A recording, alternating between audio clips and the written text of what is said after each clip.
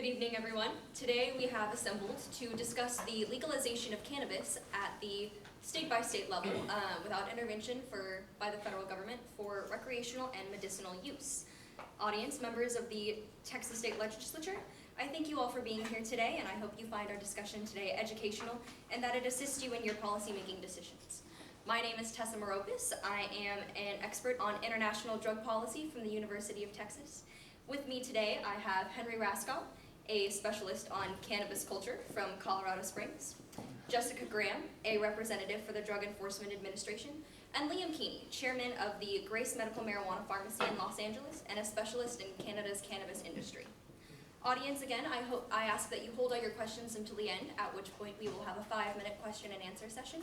And panelists, I ask that you not interrupt each other, and I let you know that you will all have a 1-minute and 15-second period to answer each of the questions. So, thank you all very much for your attention. We're gonna go ahead and get started. My first question is for Liam. Should cannabis be legalized for recreational and medical use? You have 1 minute and 15 seconds to answer. Thank you, Tessa. As stated, my name is Liam Keeney, and I'm the chairman of the Grace Medical Marijuana Pharmacy in Los Angeles. I staunchly support the legalization of marijuana for recreational and medical usage because it has a number of medical and economic implications for the United States. The cannabis plant has a number of medical benefits, according to studies conducted by Harvard Medical School, Virginia Commonwealth University, and the United States Library of Medicine. The cannabis plant is capable of treating some of the most prevalent disorders in the United States, namely depression and anxiety, which afflict a large percentage of the population. It is also effective in controlling epileptic seizures and shutting off genes that spread cancerous cells throughout the body. Patients can consume cannabis in a number of ways, either by smoking it or eating it, which adds to its medical versatility. The illegal cannabis industry is a very large moneymaker, and so that goes without saying that legalization has the potential to reap massive economic benefits by providing a consistent and fruitful source of tax revenue. Thank you, Liam. The same question for Henry. Do you believe cannabis should be legalized for recreational and medical use? Thank you. As Tessa said, my name is Henry Raskow. I am an expert on cannabis culture. I am from Colorado Springs, which is in the middle of Colorado, which was tied with Washington as the first state in this country to legalize marijuana. And I'm going to try and stay impartial in this argument, just sort of show you both sides of an argument through my personal experience living in Colorado. This is a very complicated matter. There's a lot of pros and cons for both sides, economic, social. For instance, it saves a lot of tax money through prisons, but then again, you're also selling. The state is condoning the use of a somewhat harmful drug.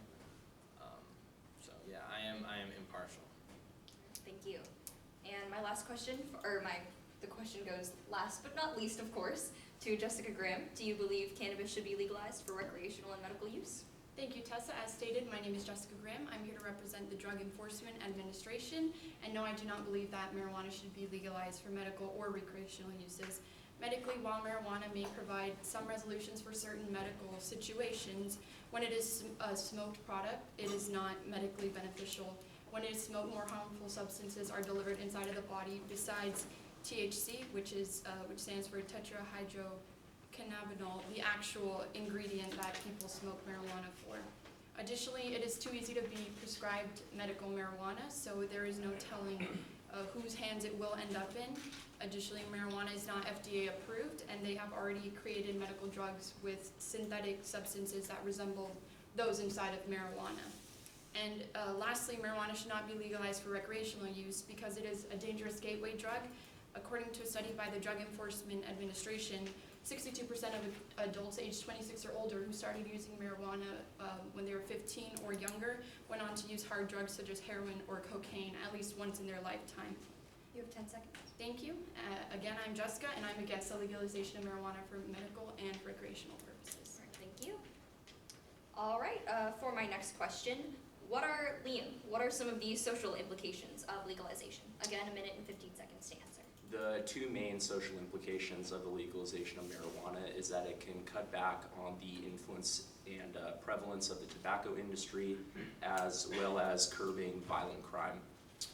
Cannabis is a healthier alternative to tobacco. It is much less addictive, and thus it will curb the large percentage of people that have lung cancer in the United States, which is an extremely deadly disease.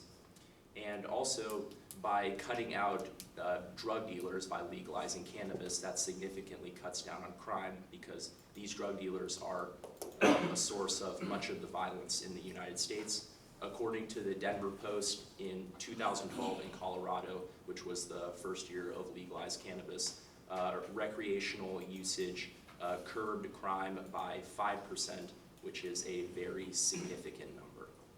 Thank you. I will pose the same question again to Henry. What are some of the social implications of legalization? So again, very complicated issue. It goes both ways. In my personal experience, as soon as medical marijuana was legalized in Colorado, within a 1 to 2 mile radius of my front door, there's a 15 medical marijuana dispensaries that opened up. And that's interesting because it takes this shop that before it was legalized, people that were perfectly willing and able to commit a crime are now brought to your neighborhood to do it legally. And it doesn't really change the type of person you are. They're still willing to commit this crime, but now, because of legislature, it's now legal. And so it's a lot like opening up a bar in your neighborhood. It's sort of like a harboring for crime. Not necessarily that everyone who goes to a medical marijuana shop is a criminal, but there is an influx in crime in areas around medical marijuana shops. But on the other side, marijuana is relatively harmless compared to alcohol and tobacco and other public certified You have 5 drugs. seconds left. And so it now opens up research for pot cures. Thank you. Thank you. And again, to Jessica, what are some of the social implications of legalization? While tests of marijuana significantly affects performance in both the workplace and at school, it's linked to loss of motivation, ambition, and slower motor skills. And it has also been linked with individuals who make a lower income tend to be more frequent users of marijuana. But most importantly, legalizing marijuana would change the perception of how users view how harmful marijuana actually is, and this would lead users to be less responsible with it. There have already been instances where users are not aware or knowledgeable on the amount of THC they're consuming. Edibles are a popular way to consume marijuana, and now the THC levels inside are 20 to 30% more stronger than they were 30 years ago, and there have already been accidents because of impaired judgment because of consuming too much of this THC. And according to smart approaches to marijuana, cannabis food and candies such as ring pots and Pop-Tarts have now been advertised, and this is a play on the name of common children's treats such as ring pops and Pop-Tarts, which leads to this portrayal of marijuana as fun and innocent in a 10 sense, seconds left. which could lead to very dangerous consequences such as an increased use among young adolescents. All right, thank you. All right, my last question will deal a little bit with the economics. So, Liam, from a purely economic standpoint, what are some of the potential benefits of legalization? As stated before, cannabis legalization has the potential to reap massive economic benefits for the United States. According to the Denver Post, again, as I cited before, Colorado has brought in more than $46 million in tax revenue each year since legalizing cannabis in 2012.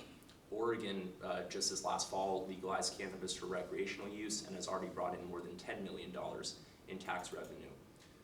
According to Business Insider, one of the main concerns with legalizing cannabis was that it would impact the tourism industries in the states in which it is legal. However, that has not been the case, as cannabis tourism has actually caused tourism revenues to spike in each state with legalized cannabis.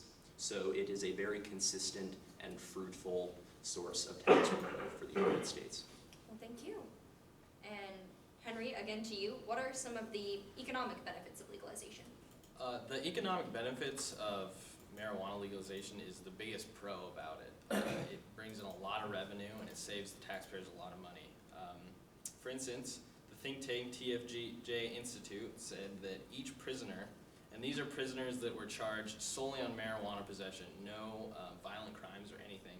But annually, $872,899,400 are spent annually on people that are not violent criminals, but just had the over the limit of pot on them when they're stopped by the police. And that's a lot of taxpayer money that could be saved. The Denver Post actually also stated that the majority of the taxes taken from medicinal marijuana are given straight to the school districts, and they're paying for new roofs, boilers, and security upgrades. And recently, Colorado's instated a free lunch for every public school. So every single student from a Colorado public school gets a free lunch every day, and that's largely to do with marijuana taxes.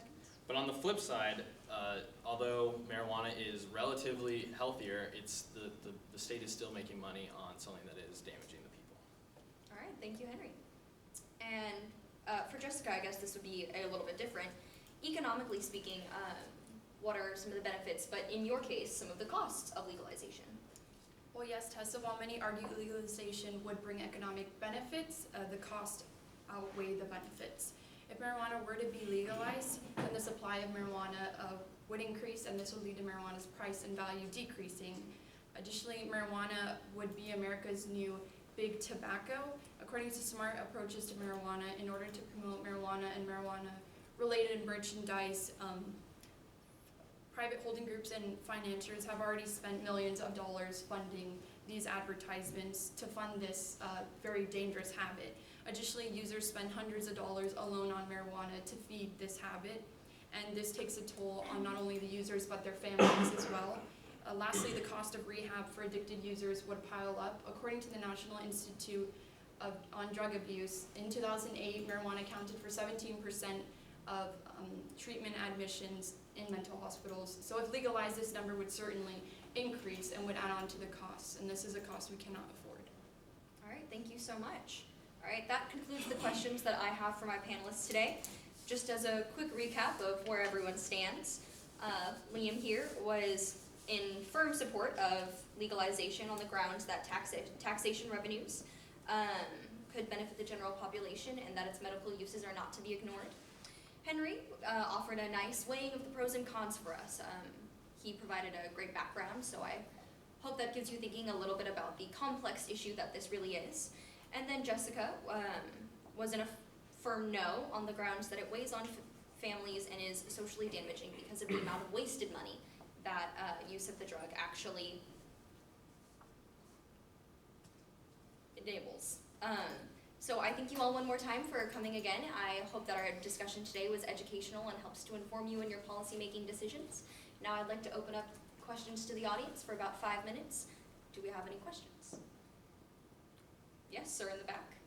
How could the legalization of cannabis impact the pharmaceutical industry? All right, I guess that would be best posed to Liam. Again, the question was, how could the legalization of cannabis be most influential on the pharmaceutical industry? Well, for one, the illegal cannabis industry is already a huge moneymaker. There are already many people who self-medicate with cannabis, so if it were to be legalized, that would provide a massive amount of revenue for the pharmaceutical industry, while at the same time allowing them to shift their focus from developing drugs that are possibly addictive and more harmful to your body to something that is natural and healthier for you. Thank you. Yes. How are marijuana shops run? I mean, does this impact the social implications of legalization? All right. Again, the question was, how are marijuana shops actually run, and does this impact the social implications? I believe that would be best for Henry.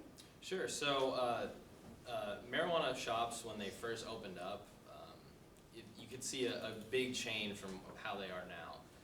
When they first opened up, people thought, hey, I love smoking weed. I was pretty good at selling it when it was illegal, so maybe I could try it now that it's legal. And so it was like a lot of shops were in every single corner of every street, and they just thought, let's build a business around this. And most of them have actually failed out.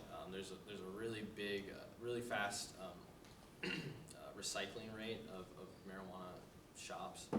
And so now that it's been a couple of years, the new shops have brought a lot more seriousness to the business, a lot more prestige, I guess, because these ones are real businesses, and yes, they're good at selling weed, but it's still a real business, and so it's brought a lot more maturity to the market.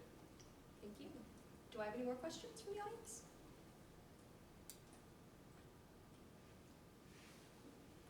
Alrighty then. If that really concludes my audience interest on cannabis, then I suppose this concludes our discussion. Again, thank you all for being here today.